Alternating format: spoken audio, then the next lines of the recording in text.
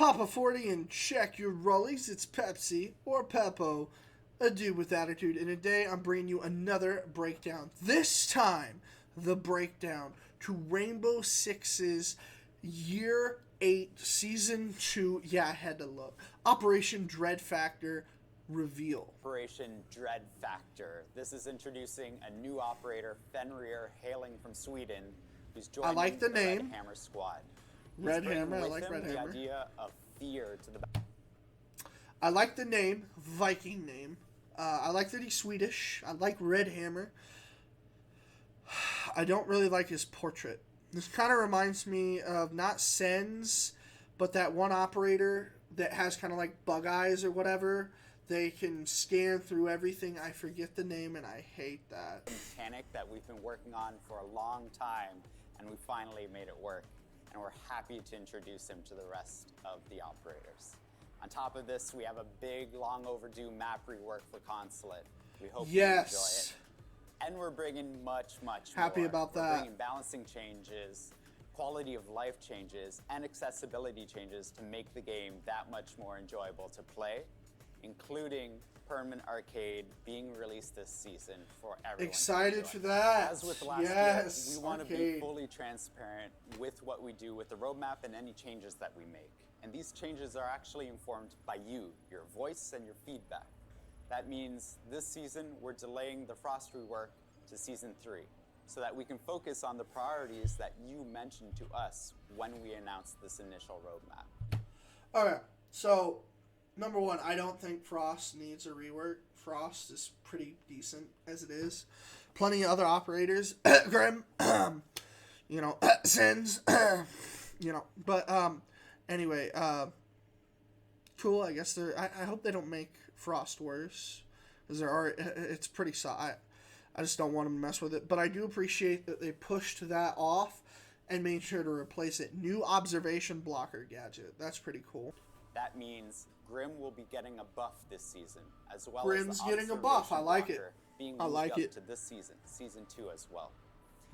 For Frost, we want to make sure that you can play the Lab TS this season with those changes. There will be a dedicated spot on our 6 Fix where you can give us feedback for Frost. Fear is coming to Rainbow Six Siege, and I'm not talking about 20 seconds left on the clock, diffuser in hand. What do you do, Fear?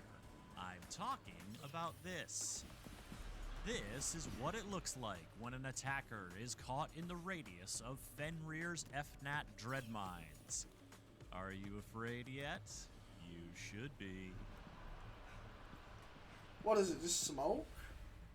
Fenrir brings a whole new way to undermine the attacker's advances. One that's unlike anything we've seen yet in Siege. Next, you'll hear from concept artist Sunshine Kim about the design and creative vision of this unique operator. And then director of gameplay design Jeremy Carvant and game designer Dominic Clement will elaborate on the features that make Fenrir someone to be feared.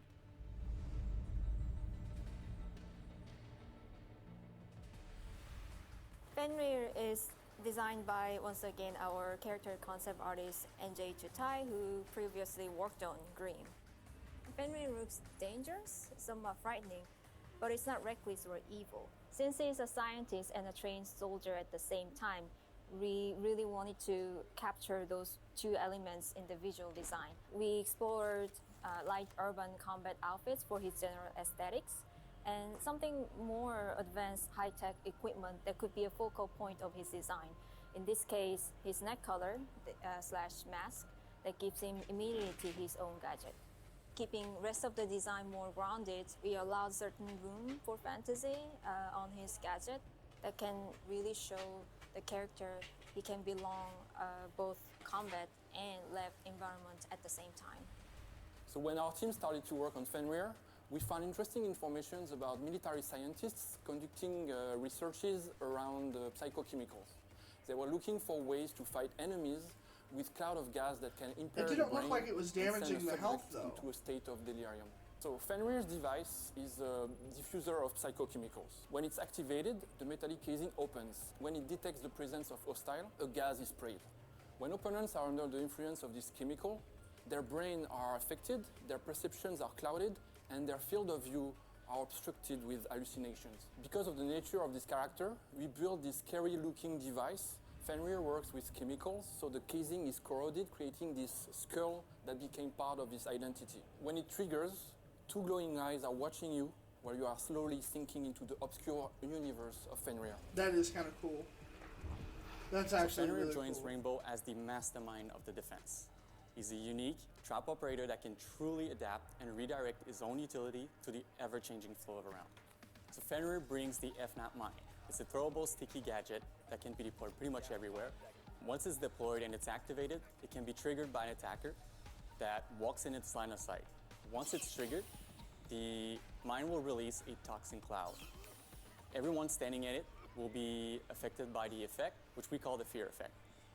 In short, the fear effect is essentially a curtain, an opaque bubble around you that limits your visibility range to a few meters. Past that, it's complete darkness.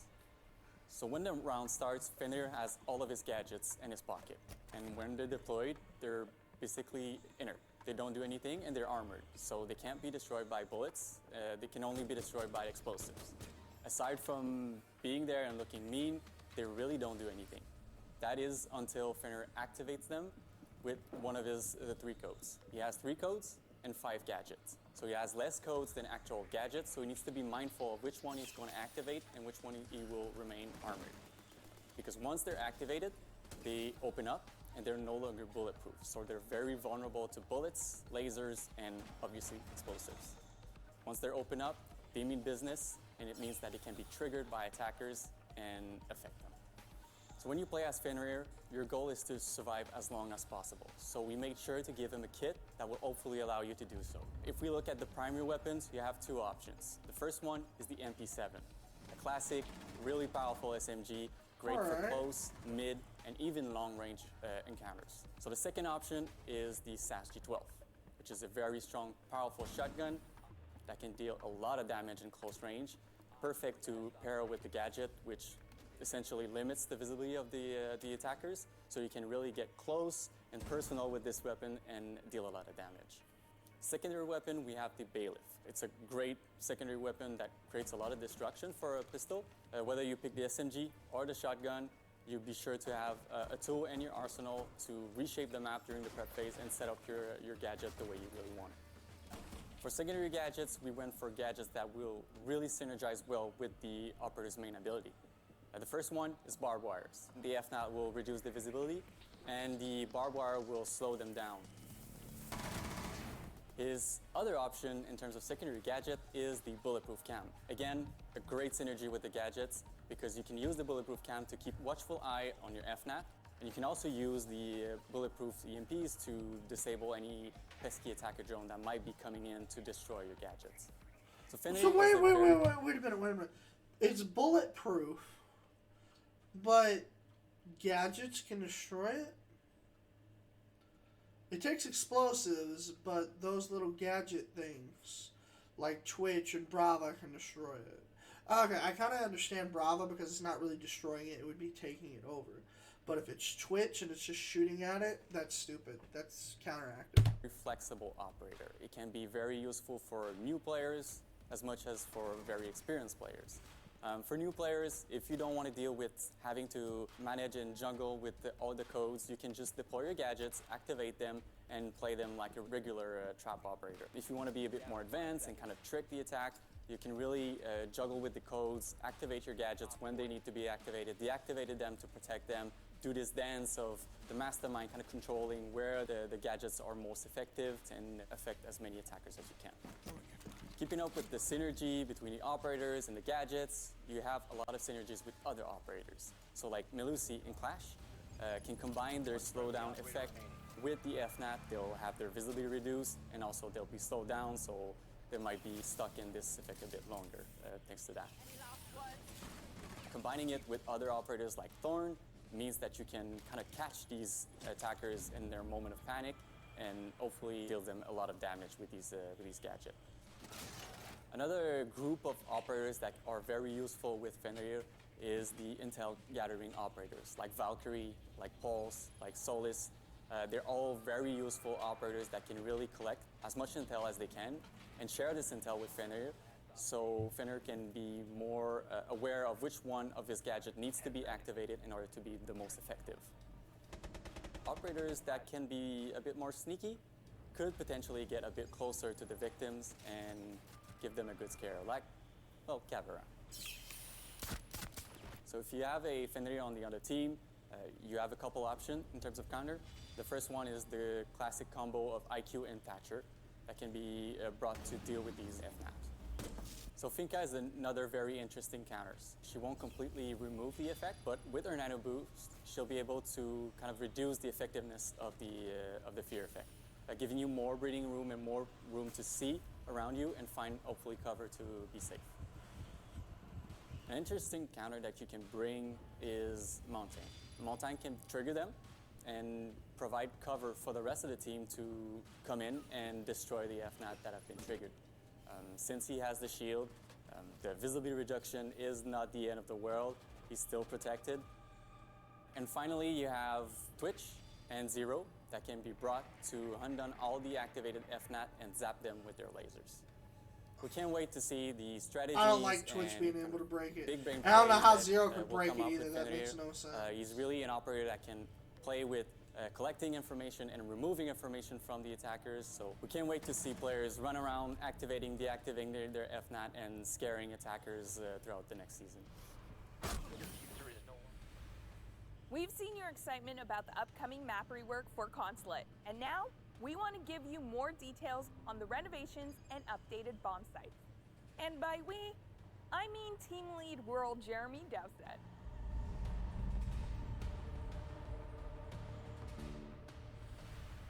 Consulate is one of our original maps. It's 8 years old. It was old technology. It needed to be brought up to a level that we expect from our maps. New destruction, new walls, everything's up to the new 2.0 standard, so we can actually iterate upon it and we can actually fix bugs and issues much easier. We've gone top floor all the way down and even out to the spawn points. This map is a very, what we'd call a heavy rework. It's a massive overhaul of everything from the ground up, exterior, in, everything's been touched. It's gonna feel the same, but there are a few surprises and a few tweaks. Everyone knew that there was a problem with Consulate with being spawn peaked or run out on quite a lot. So we've gone through and we've looked at all of the lines of sights from the building to the spawns, and we've made it more comfortable for the attackers to actually approach and actually get into the building. So what we've done is we've looked at all of the lines of sights, i.e. all of the windows, all of the doors, anything that looks towards the spawn. Oh, this And in actually certain looks cases, really we've good. actually either put a blocker on the window, say some scaffolding, or we've actually removed the window or blocked it permanently. So anyone that was used to looking out towards garage and getting a cheeky angle, that angle's not there anymore. If you want to spawn peak, you're gonna have to work an awful lot harder for it. There's a new set of stairs, yellow stairs, that go all the way up, which aids in navigation, and especially if you need to switch between floors. The biggest change that players will notice is the exterior wall on the balcony. So you can actually hold the balcony and actually play with the ebb and flow of the attack and defense. You've got a chance to get in on the balcony now. A lot of things have changed on the first floor. A lot of walls have moved. Some new thematics. There's a new thing called Exposition, which is actually a bomb site. So you have Exposition Piano as the bomb site on the first floor. Entrance lobbies changed. Spiral stairs, you're still going to recognize it. It's the same, but refreshed. A lot more cover and a lot more ways to actually approach the bomb site. It's less open. It plays It's much so nicer than different. before. Everyone loves the garage. The smoke plant was everything. Every time you watch this map get played in Pro League, when it was in Pro League or in Ranked, you know what's going to go down.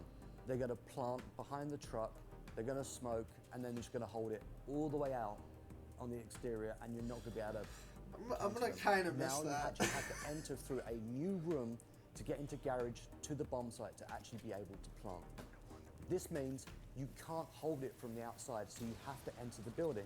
Same thing if you're attacking from the server side. There are lots of lines of sight. But my question is what, it's great, but you also got to remember, while the people were holding outside, one of the reasons they held outside was because once you get inside, you need to plant and run because there's so many places to get shot at from inside. So I really hope they didn't lean it so much towards defender. I hope it's balanced. I love that spawn peeking was taken care of. I love there's not so many shots that can be shot at and this and that. It needs to count for defender, for the other side as well. Attackers don't want to get spawn peeked and this and that. If you want them to come in, though, you don't want them to get shot while they're in sight as well, kind of. Not like too well. You don't want it to lean so much towards defenders. You want it to be balanced. On a really long angle. We've looked at the angles and we've cut them all down. The flow's a little bit different. The bombs are in different places. Not only is the garage changed with the big new entrance and the doorway through, there's a doorway to the side of it now that goes to yellow stairs. It's always nerve-wracking for the team, who did an exceptional job. It looks amazing. The artists were great. The lighting looks great. I think the players are going to love it. So like Nighthaven, you can't ban Consulate. We want the players to be able to experience the new map, the new navigation, and the hard work of the team. Thank you. In Siege, all it takes is one bullet. And to help you make each bullet count, the shooting range is continuing to evolve. Associate Game Director Christopher Budgeon is here to tell you more about the new features, including a destructible surprise. Okay, we got another lane. Mr. M thought that there was a reason for it. We've been very happy and pleased with the reception of the shooting range and our constant quality of life updates. Now, in Operation Dread Factor, our Shanghai team is bringing our largest update yet. The aiming lane allows players to practice through play, whether they want to customize the movement and speed of different targets from the shooting range so you can test recoil and damage directly in an endgame situation. You can create customized setups if you want to adjust the speed, movement, or the distance options of different sets of targets. Now you can master your reticle management in a real-life situation, but without having to leave the shooting range. What we really want to do is allow players to get their hands on their favorite weapons and their customized loadout, put that directly to use so they can train and improve their skills in the shooting range. While we were really happy to bring the aiming lane for Season 2, we're actually bringing one extra thing as well. We're bringing a destructible wall into the damage lane. Destruction is really important in Siege, and so allowing players to test how much destruction a weapon will do versus the damage that it creates is a new variable that players can choose to determine their ultimate loadout. Practice creating rotations or making lines of sight, or even check what the damage fall off is when you're using your weapons through a soft wall. We're really happy to have destruction right there in the shooting range. From golden guns to headshots only, arcade game modes are a fun way to flex your Siege skills. And in Operation Dread Factor, we're introducing the permanent arcade playlist. For the full breakdown, let's go to game designer Robert Cole. Here we go. Permanent arcade. We are super excited to finally bring you the new permanent arcade playlist, and you can get your hands on it coming in Season 2. We wanted to give a place for players to actually play and enjoy all these arcade game modes that we've released throughout the years.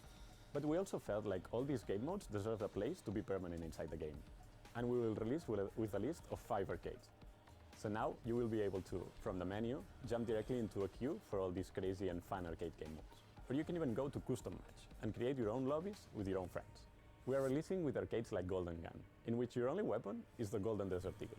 Or even Headshot Only, a game mode in which the only way to kill your opponent is actually with a headshot. Or even Snipers Only, a game mode in which everyone is using Kali's sniper rifle. We're also moving TDM, or Team Deathmatch, back into the arcade playlist, because we feel like it fits better in here. And if you were paying attention, I mentioned 5 arcade game modes. And that's because we're taking the chance to release a brand new arcade called Free For All, in which... This pisses me off.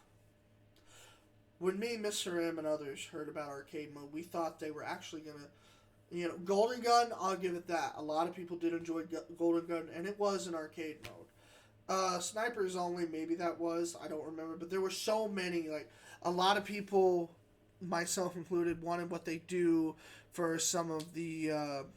maybe not exactly what they do for Christmas and Halloween, as those need to be just for those time periods, I guess. But stuff like Extraction, I know that has its own game now, and that's great, but I'm just giving you an example. Extraction was one of those, and then it became that.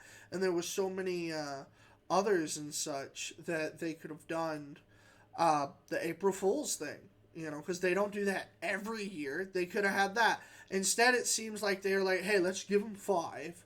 Golden Guns 1, snipers only, you know, free for all, and freaking team deathmatch. They just threw that in there to make sure there was 5. Maybe I'm the only one, but this is disappointing. I expected more. You probably guessed it. It's you versus everybody else. No teams, pure chaos. You will jump directly into a map versus 9 other people, and you will have to fight your way to victory. So now players will be able to warm up and have fun without restrictions in these alternative ways of playing Rainbow Six, without actually worrying whether or not they will be removed from the game. So yeah, have fun with your friends in this new arcade playlist. A new gadget is coming in Operation Dread Factor. You got a glimpse of it during the 6th Invitational, and now it's time to see, or not see, what's up with the observation blocker. Technical designer Sergi Ledesma from our Barcelona studio is here to teach you all about it and share a balancing update for Grim. Grim, alright, here we go.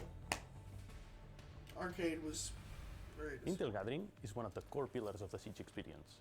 We want to reinforce this gameplay by giving defenders more tools to deny information to the attacking team. That's why this season we're releasing this new secondary gadget, the Observation Blocker. This gadget, once deployed on the ground, creates a digital barrier that blocks vision through attackers' observation tools, forcing them to drone more aggressively and giving more opportunities to defenders to destroy those drones. Defenders choosing this secondary gadget will start with 3 on their pockets, so they will be able to cover large portions of the map. When it comes to synergies, the gadget can be used in combination with operators such as Kait, Maestro, or Melusi to hide valuable pieces of utility. For example, with Maestro, you're going to be able to hide your evil eyes behind an observation blocker and gather information and shoot with a camera without getting your gadget exposed to drones. It can also be used to defend strong positions. You could, for instance, place a deployable shield, a couple of ADSs on the wall, lay some traps, and hide the entire setup behind an observation blocker. Attackers won't know what threats are hidden behind this gadget, so they will have to either reach their drones, find a way to destroy the gadget, or pick themselves without enough information to win the gunfight. The gadget can be destroyed by bullets, explosions, or even be hacked by Brava, so defenders will have to find safe positions for it to be useful during the round. With the gadget in play, attackers will have to drone smarter and with more precision to gather the information they need to win the round. The addition of this new secondary gadget will create new gameplay interactions in the Intel Gathering experience, and will also give the defenders more flexibility when it comes to assembling their team compositions. I don't know how I feel about that one, but I'd have to see them play. As much playtime as we would like. We think the main reason is how hard it is to apply the effect onto the defenders. We want to buff him, to make his gadget more reliable and impactful. And to do so, we will release 2 updates, the first one coming this season and the second one later during the year. From now on, the deployment sequence of his gadget will be much faster. So as soon as the projectile sticks to a surface, the beast will be released shortly after. Mr. M will be happy. We're also increasing his area of effect, so the beast will stick to more defenders. Additionally, we're doubling the duration of the beast, so the area will be denied for much longer. We're also improving his loadout. He's going to be receiving the Bailiff as a secondary weapon and the Hard Breach Edge as a secondary gadget. These new tools of destruction will help him create new lines of sight for his gadget to be useful. This set of changes will make him more reliable, effective, and versatile. We have more changes under investigation for this operator, so you can expect more improvements during the year. It's time for an accessibility update for console players. New controller layouts are coming. Associate producer Jane Gonchar from our Keep Studio has more.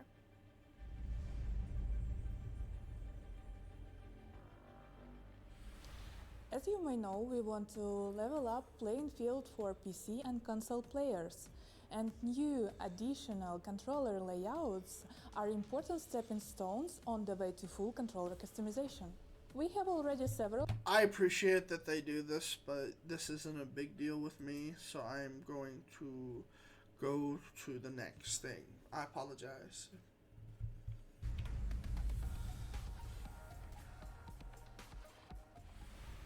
Free camera for match replay is coming to Siege, and this is a new perspective of spectating matches. This breaks from the top-down view or the first-person view of the game. Now you have complete freedom to move around the map as a camera, to inspect things that you never saw before, and to see strategies from a whole new light.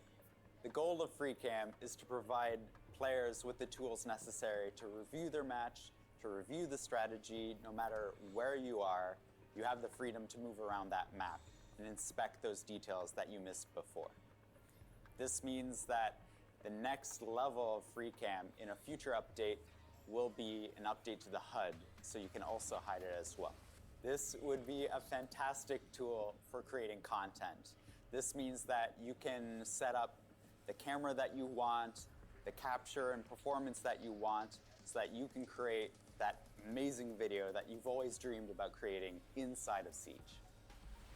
In Season 2, we're bringing a quality of life update too, for everybody who enjoys playing squads. We're providing squads the opportunity to vote when the squad's ready to jump into the next fight, and the squad leader will instantly be able to move them into that next matchmaking phase straight from the after action report. This isn't the only quality of life improvement we're doing in this season.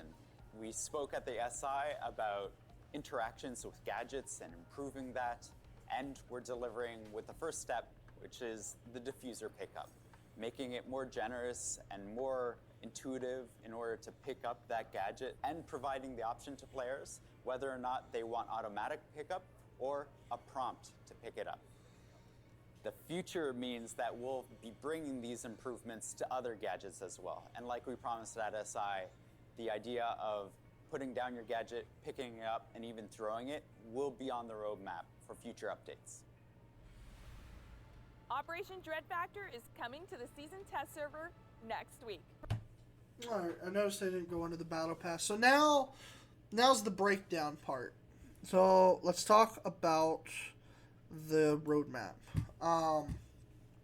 Talk about what's coming and all that stuff.